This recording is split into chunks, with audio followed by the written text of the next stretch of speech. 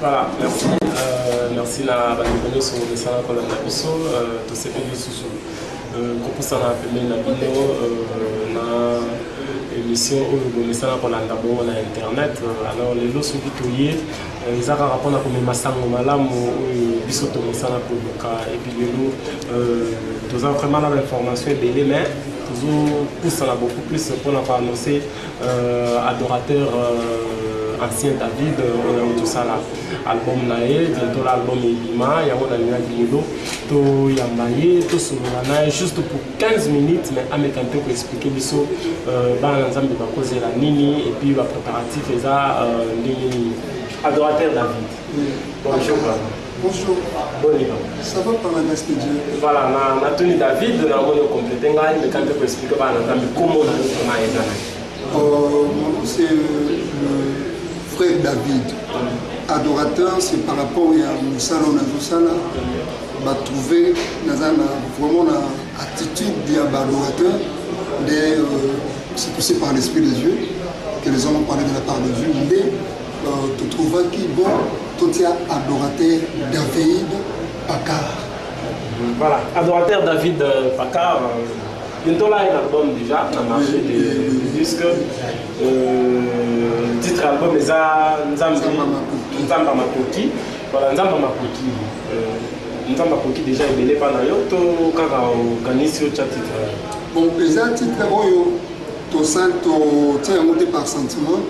Vraiment, tu dois quitter pour réfléchir par rapport à Makamboyo, Batobazo, penser que Nzamba Kosala. Au but de monde on conseille que les enfants comme ça alors tu vivre par capacité en Zambé tout le monde n'est pas c'est quoi tout le monde n'est pas stérile bazo bota notre lobby Nzamba Makoki et ceux qui vont la faire ils ont tu as trois thèmes Nzamba Makoki non sont Nzamba Makoki et bien par rapport à Makambo Nzamba za capable de ça donc nous toujours confirmer que Nzamba Makoki. Bon, frère David, c'est d'abord une toute première fois. Tout d'un coup, on s'est retrouvé sur l'album. Mais est-ce que c'est le moment où on a déjà préparation? Tout ici au Bandaki, au Kanisi, comment il faut déjà réaliser l'album au moment? Moi je crois les bonnes choses ça se prépare. Donc on avait un temps où il y a un moment il fallait tout pour ma banzine. Donc texte Nabiso, elle a bien. Pour que les plus bas à l'édifier. Tout comme une étape à répétition, tout comme une étape à studio, tout comme une étape à tournage. Mais là, le peuple bas c'est là-bas consommer album avant, c'est-à-dire toujours qui tombe la préparation complètement réalisée. Voilà, cette émission va passer sur internet, va te payer par l'Andayo et même par-ci par-là. On a appelé un souci à est-ce que vous pouvez dire biso na bango tomé quelqu'un qui est là internaute nyonso et pas téléspectateurs on peut avoir la chance il y a la chaîne locale va mettre un peu pour comprendre au comédien à niveau ni est-ce que album les obima déjà na Kinshasa ou bien bata poto baza déjà un album ou bien pour bata ma muso soit un album mais andimi ne ebimate mais andimi ka ba télécharger en internet c'est pas la YouTube. Est-ce qu'on a évité, vous avez préparé déjà dans iTunes, excusez-moi.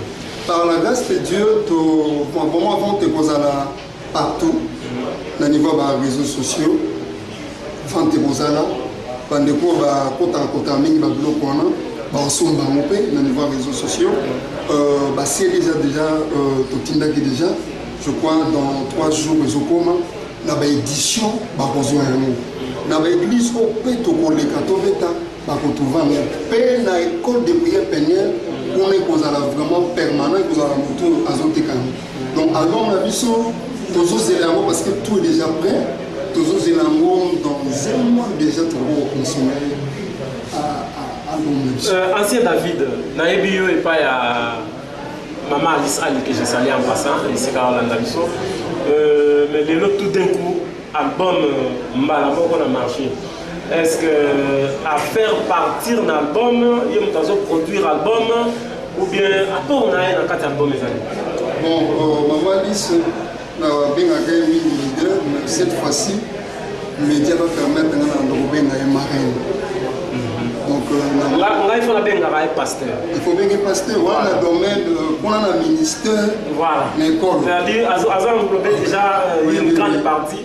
En tout cas, maman pasteur, on ne va pas m'en pour nous ça, ma casse aux sala, déjà qu'on a pas un ensemble. Toutefois, maintenant, sur la ligue, on va bien un combo bandi, mais biso, paka, toujours bien marine. Parce que à 100%, Motoyo a fortifié biso, Motoyo a commis biso pe banzembo, Moto a mis biso, tu peux te comme à niveau ils ont marine na biso, maman Alice. Donc naza toujours les adorateurs du Christ dans le lieu Rehoboth. Donc naza moi na oyo ba binisi, après moi ils ont là-bas frère Corneille, maman Pamela. Donc je suis toujours dans les adorateurs, mais Tobimisi parce que nous, dans les adorateurs, tout travaille dans le système à leader.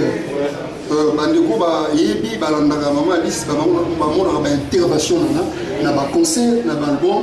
Donc chez nous, sans un leader te permettre notre raison au monde, to bengi marraine parce que yende a poussé surtout comme au niveau de commune. Alors batumsu bazana pour ça ya kozwango déjà, batumsu ba lokaba contacter déjà.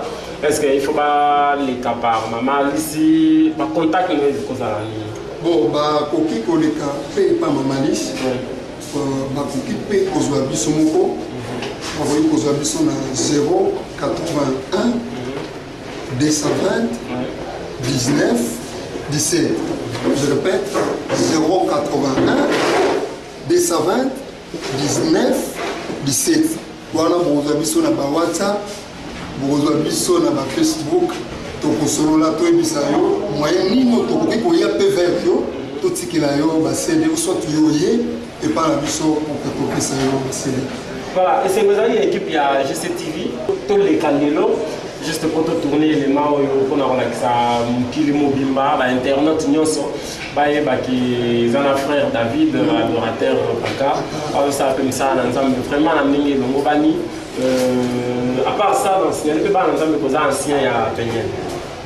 Oui, je suis consacré comme ancien de l'église na Katsa Peñel, je suis serviteur, je modèle par la grâce de Dieu, nous avons pété un côté. Moi, je suis serviteur dans le ministère de l'école de prière Peñel. Merci beaucoup. Mot de la fin par rapport à l'entretien. Bamboté, ce qui va permettre quand même que ça va aller. Moi, je vous remercie pour la confiance dans l'humanité.